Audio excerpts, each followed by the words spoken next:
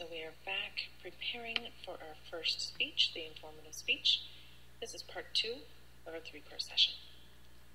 Okay, so the goals of an informative speaking opportunity, again, is to meet the audience's informational needs. And you need to first do an audience analysis. You need to gauge what your audience knows, decide on the appropriate approach to address them, and then make your topic relevant to them. Why should they care about what you're speaking about? Remember, this is a speech about informing, not persuading, so keep your speech objective. And you need to be speaking appropriately and ethically, so make sure that the content is relevant and reliable, that you are sticking to your research and citing it appropriately with APA citation, and avoid any plagiarism. We spoke about that in the Part 1 section of the PowerPoint. I want to quickly draw you back to the Blackboard site, and you'll see there rolled around about what do you talk about, and you get to self-select. I don't assign topics, you get to self-select, and some ideas here is you can talk about people, places, and it doesn't have to be, I'll just step back, it doesn't have to be famous people. You could talk about any relatives that have been in the military, anybody that's done anything interesting. You can talk about people. Events, processes. This is like how to install, how to make. Concepts, social issues. There's all kinds of social issues out there that you could discuss. Or plans and policies. So those are just some quick areas of general areas that you can choose a topic from. Remember, you need to brainstorm topics. You need to brainstorm topics that interest you, and then go back and think about those topics relating to the audience and which ones would most relate back to the audience. So once you get your topic figured out and you've got your thesis statement, you need to think about the balance of 3. And this is a really important concept that we'll carry through the rest of the class, is the balance of 3. First of all, you have content, then you have organization, and then finally you have delivery. You can't succeed in your speech unless you do all 3 of these things well. So let's just break them down one by one. First is content. Choosing your topic. You need to find a topic that is relevant to the audience, and you need to tell your audience why they should listen to the information, why it's important to them, why would they want to learn more. You also need to make sure that you have information and research available to fulfill the requirement of citing 2 sources of information. And remember, this is also really about credibility, giving citations to credible information so the audience believes you more. You need to provide new information to the audience. You don't want to tell them something they already know about.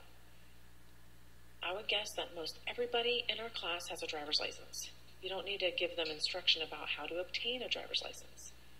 You also don't need to provide them instruction with how to register for classes at College of Western Idaho. They're already in class, they figured it out, they know how to do it. As a speaker, it works much better if you understand the topic well, and then an added bonus is that you actually enjoy the information.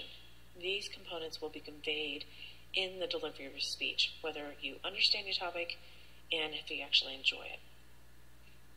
The other kicker is, for this speech, the information in which you gather needs to fit within 3 minutes of time.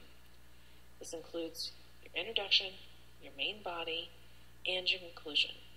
The time restriction, or the time limit for the speech, is 3 minutes. So all of the information that you gather and put together needs to fit in that time constraint. Organization. Okay, so first we talked about content. Now we're going to talk about organization, how you organize the content in which you put together to make it flow, to make the speech easy to understand. You need to have a clear organization and structure to how you put the information together. You need to understand how to emphasize your main points. Don't overwhelm the audience with all kinds of new, unique information. Build on prior knowledge that they might already have. Define your terms. Use simple language. Use the appropriate supporting material for your main points. And then if you choose to, it's not a requirement, but if you choose to, use appropriate presentation aids for your topic selection. Rule of 30-70. This is presented by some researchers named Dance and Zach Dance. It's a married couple that actually do the same type of research, believe it or not. But they have come up with the rule of 30-70, that you need a balance of predictability and uncertainty within your overall speech. Specifically, predictability should represent about 70% of your speech.